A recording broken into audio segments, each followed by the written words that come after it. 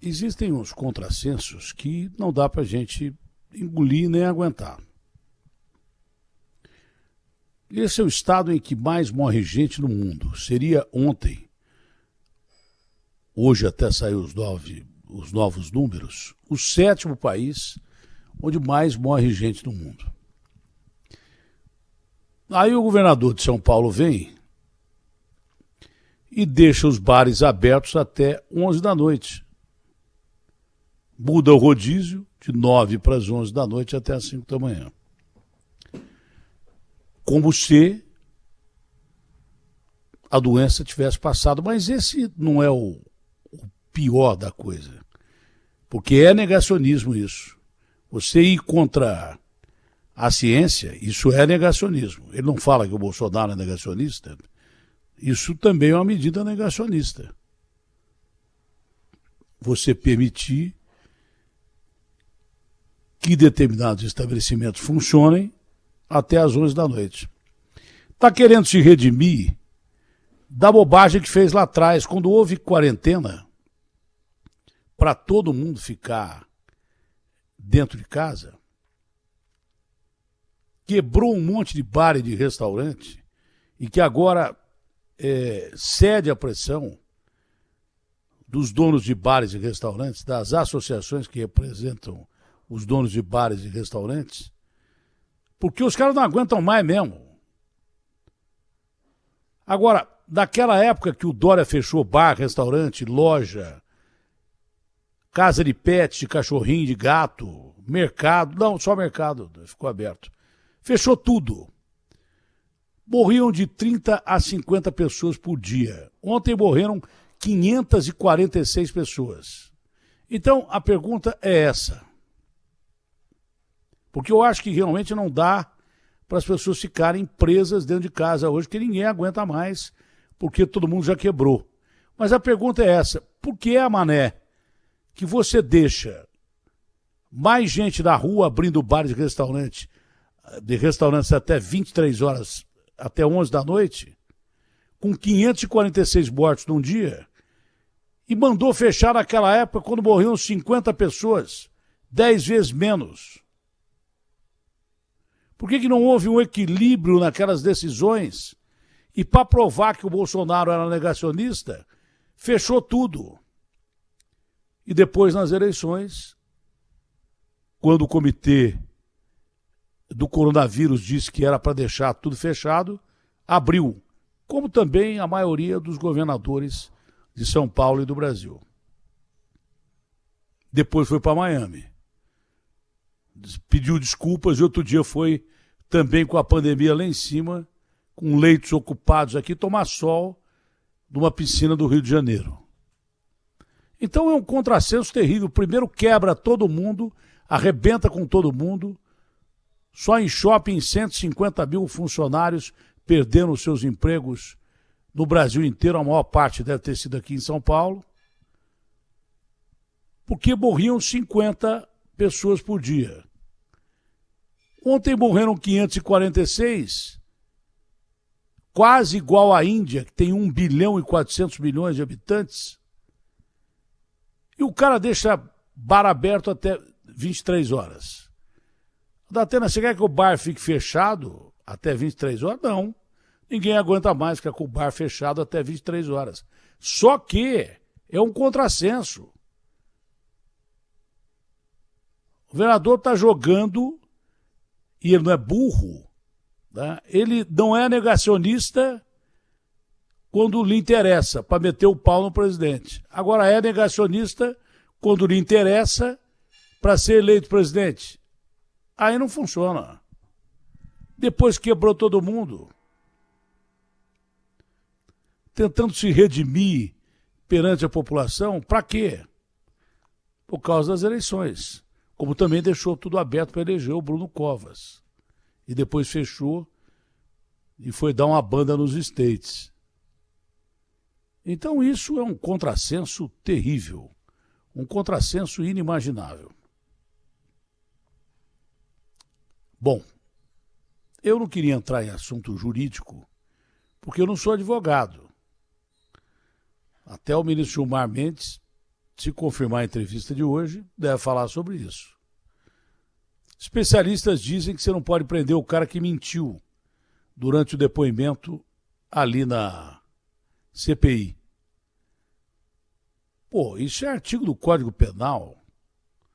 Você apresentar falso testemunho, você vai para a cadeia. Não é? Quer dizer que você pode mentir em seu benefício? Então por que tem aquela frase, tudo que você disser pode ser usado contra você no momento da prisão? Hã? Quer dizer que o cara pode até falar, eu não matei. Mas se há indícios que você matou, você fica preso. Se a polícia disser que há indícios que você matou, você fica preso. Não? Ah, não fui eu que cometi esse crime, não. Ah, mas tem prova aqui contra você. Como a explicação que aquele Roberto Dias deu é uma coisa esdrúxula e querer gozar na cara da CPI e da humanidade. Não é só da CPI, da humanidade. O cara dizer que estava passeando num shopping e apareceu uma pessoa querendo me vender vacina e 400 milhões. Quem é que acredita numa coisa dessa? Se você falar isso para um bebê, o bebê vai começar a chorar de vergonha. Então, eu não sei, especialistas dizem, vamos esperar o ministro Supremo dar a opinião dele. Mas eu acho que quem mente tem que ir para a cadeia, sim. Porque mente encobrindo um fato que pode ter originado aí na compra ilegal de vacinas, que por consequência tem a morte de 500 mil de brasileiros, mais de 500 mil de brasileiros, e outros tantos contaminados, e essas medidas eleitoreiras, cínicas desses governos têm praticamente o mesmo sentido. O Bolsonaro não usou máscara, incentivou a sair sem máscara e é genocida. Pois é, e o outro fecha bar e restaurante com 50 mortes e abre com 546. Mata a gente também de fome. E agora pode matar gente pela contaminação da variante Delta que está rodando pelo estado. Não é um contrassenso? O mundo inteiro tomando cuidado. A França chamou o Conselho de Defesa para ver se a variante Delta é responsável, e deve ser, por um aumento de quase 50% dos casos em território francês. Acho que 29% em território francês e 50% em 11 grandes cidades francesas. Os caras estão pensando em restringir por causa da variante indiana. E aqui a gente abre com a variante indiana aí. Que raio de ciência e tecnologia é esse aí? Não é? Por fim, a nota do ministro Braga Neto, que é uma pessoa que eu conheci na intervenção do Rio de Janeiro. Gostei dele, me presenteou até com um PIN do Exército, foi muito gentil, tem uma mente brilhante, já participou de várias missões internacionais, mas a nota do general, me parece, do comandante, do ministro da Defesa, me parece, no mínimo, exagerada. Porque, eu repito, o papel das Forças Armadas não é político. É um papel de Estado. Sob o comando, mesmo que o comando do presidente da República, que é o comandante em chefe, é proteger as instituições, executivo, legislativo, judiciário, gerar a lei e a ordem. Quando a polícia não dá conta, pode ser chamado ou pode, por pedido de intervenção, intervir, como interveio no Rio de Janeiro a pedido do presidente Temer. Porque a polícia não dava conta, havia notícias de corrupção e aí interveio. Ou para o GLO, quando os governadores dizem, a polícia aqui não está aguentando o crime organizado. Chama meu irmão. Aí as Forças Armadas intervêm. Isso tudo dentro da Constituição. Mas o papel das Forças Armadas é de Estado, não é de política. O senador Omar Aziz teve a preocupação de dizer que os militares honestos deveriam se envergonhar de quem não é honesto dentro das Forças Armadas. Ora bolas, ele teve até essa preocupação de dizer os honestos devem se preocupar com quem não é honesto. Isso vale, não é para Forças Armadas, é para todo mundo. Classe política, médicos, jornalistas, advogados, garis, porteiros, operadores de máquina. Vale para todo mundo.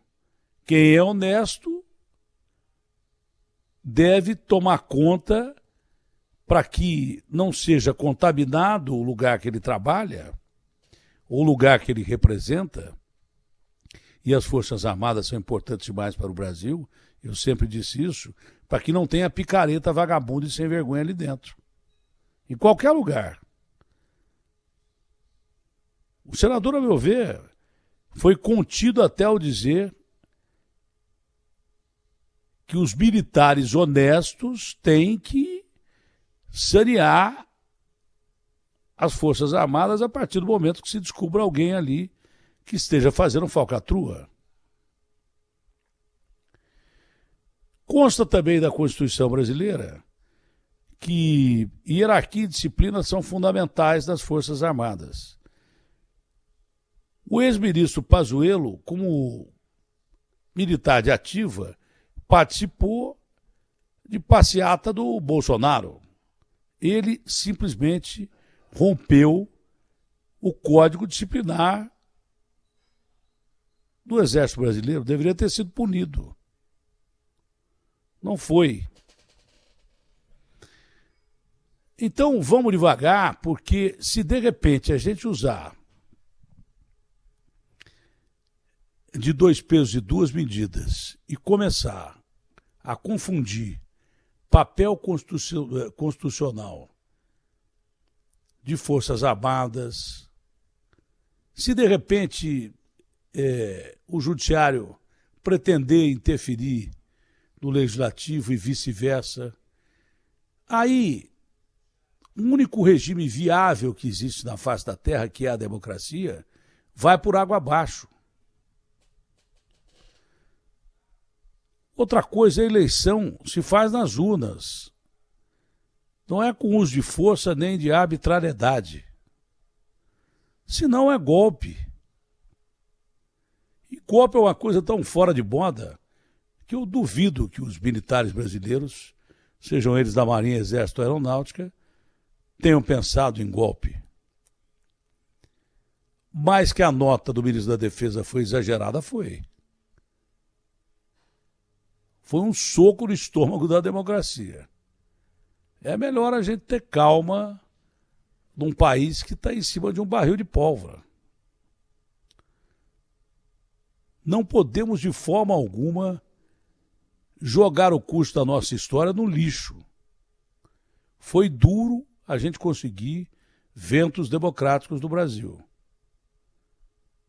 Tivemos um regime ditatorial do Getúlio, em que pese o ditador do Getúlio ter conseguido coisas importantes, por exemplo, para o trabalhador brasileiro, era uma ditadura.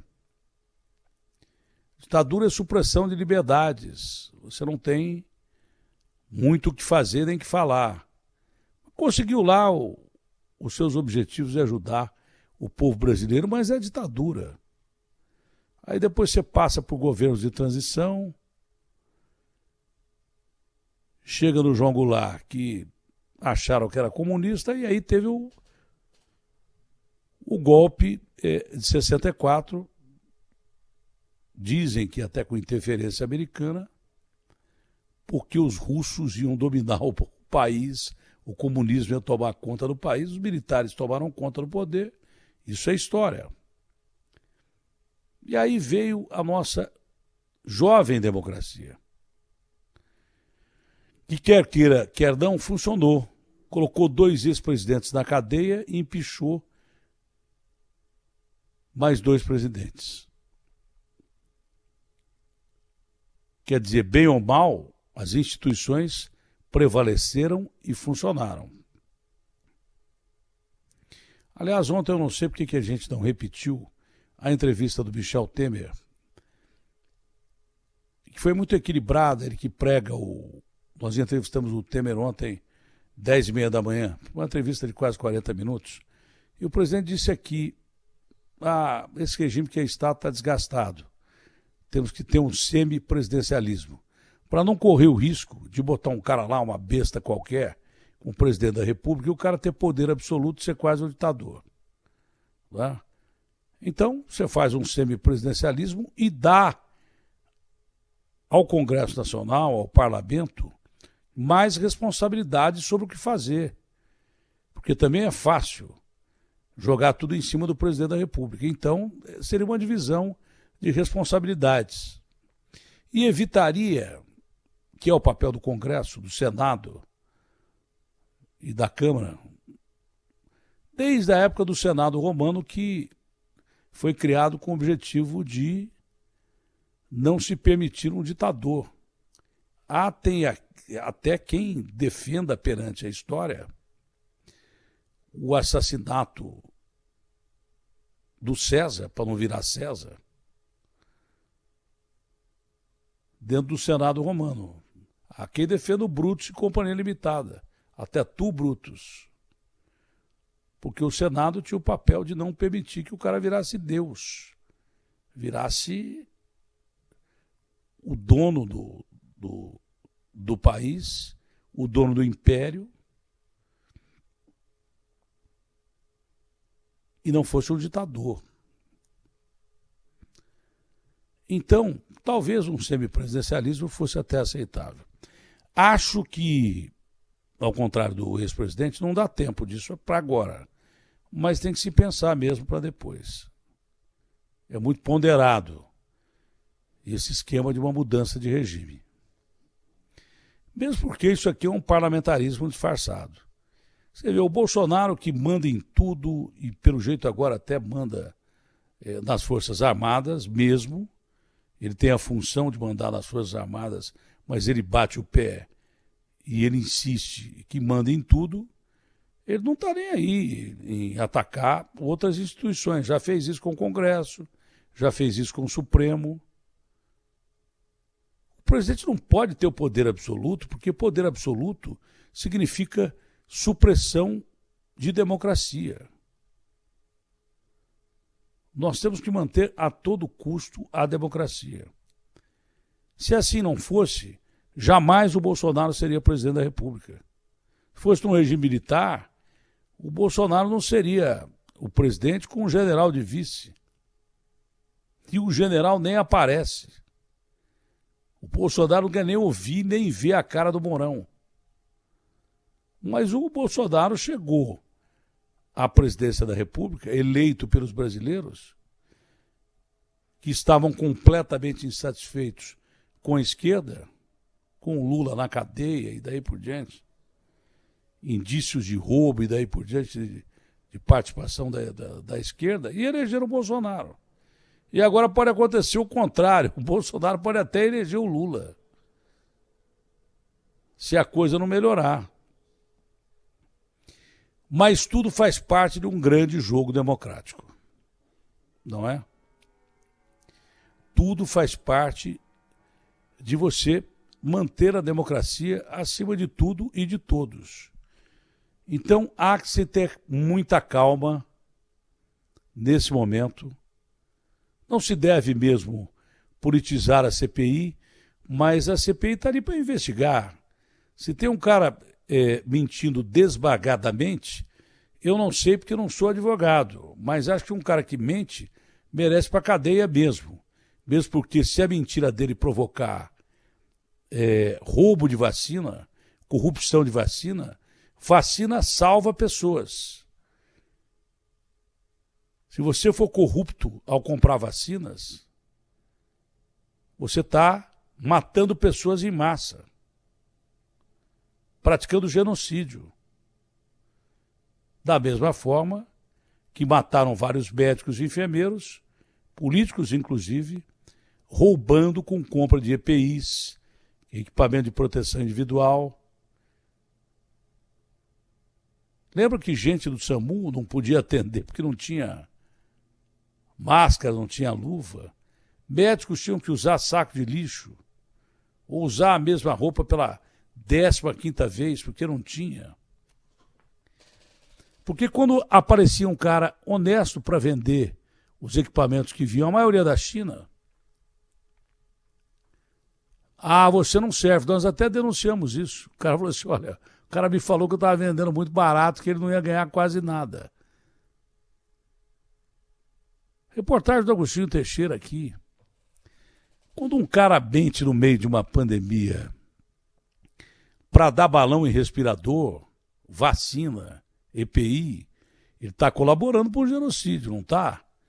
E se ele mentir sobre isso e estiver participando de um esquema de corrupção de compra de vacina, no mínimo ele tem que ir em cana, gozando uma CPI que tem lá, acho sim, poder de agir. Agora, vamos ver até que ponto. Porque a partir do momento em que começaram a descobrir falcatruas,